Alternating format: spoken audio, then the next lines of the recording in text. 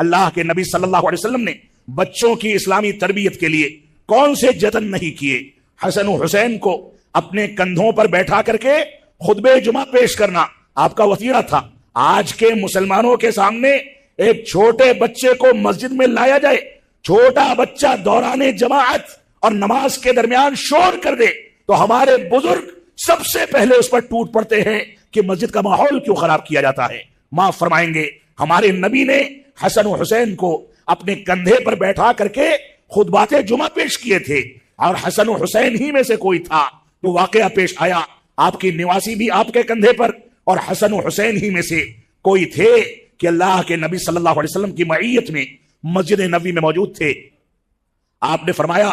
نماز میں ایک سجدہ طویل کر دیا، نماز کے بعد فرمایا کہ کیا تم کو پتا ہے کہ میں نے سجدہ طویل کیوں کیا؟ اصل میں سبب یہ تھا کہ میرے اس نواسے نے دوران سجدہ مجھ کو اپنی سواری بنا لیا تھا، میں اس کے شوق میں خلل پیدا نہیں کرنا چاہتا تھا، جب یہ اپنی مرضی سے اترا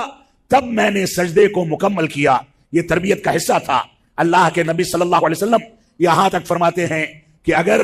بچہ نماز کی حالت میں رونے لگے اور امام طویل تلاوت کر رہا ہے، طویل سجدے اور رکوع ہے، تو امام کی ذمہ داری ہے کہ اپنی نمازوں کو مختصر کر دے، رکوع اور سجدہ تیزی کے ساتھ مکمل کر لے، تلاوت کو مختصر کر دے۔ یہ امام کی ذمہ داری ہے، کیونکہ اس کو نہیں پتا، غور سے سنیں گے، فرمایا اس کو نہیں پتا کہ اس کی ماں کے دل پر اپنے بچے کے رونے کی آواز کی وجہ سے کون سی تشویش اور تکلیف گزر رہی ہوگی۔ ایک ہی روایت میں مسجدوں کے کردار کے بارے میں دو عناصر کا تذکرہ کر دیا گیا، ایک تو یہ کہ بچہ مسجد میں موجود ہے،